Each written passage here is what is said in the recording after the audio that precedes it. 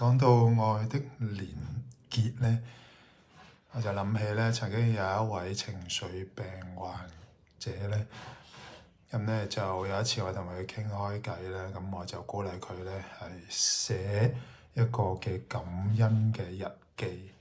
咁因為咧，佢每一次見我咧，佢都會寫一好長嘅一啲嘅文字啦，就係講嘅好多負面嘅感受啊、經歷啊、情況。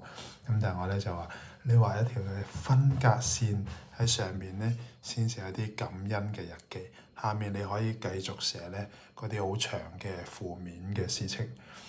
咁佢翻嚟咧就話，其實初咧佢就完全寫唔到任何嘅感恩嘅事情。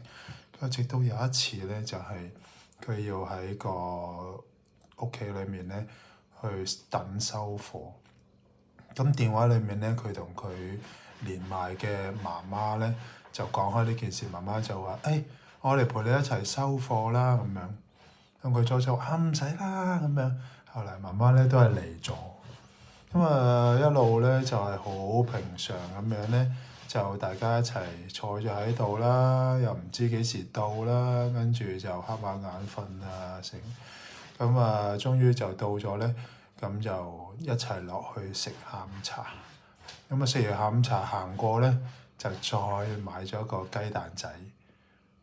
咁咧就嗰時都冇乜特別嘢嘅，但係咧佢當去到晚上諗翻呢件事嘅時候咧，佢覺得好感動，好感動。佢覺得好感受到，即係連埋嘅媽媽嘅嗰一種嘅陪伴咧，係好感恩，而且咧唔係必然嘅，而且嗰個雞蛋仔嗰個味道咧好溫暖，好甜。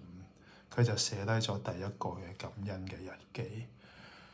原來咧感恩咧就好似咧，當太空人第一次上到去地球嘅上空咧，佢望翻落嚟個時候咧，佢唔再見到咧，只係嗰啲嘅街道啊，甚至唔再見到城市國家咧，佢只係見到個地球，佢生存喺嗰一度嘅時候，佢哋咧係湧出嗰種嘅感動咧，係前所未有。原來感恩咧係 so powerful。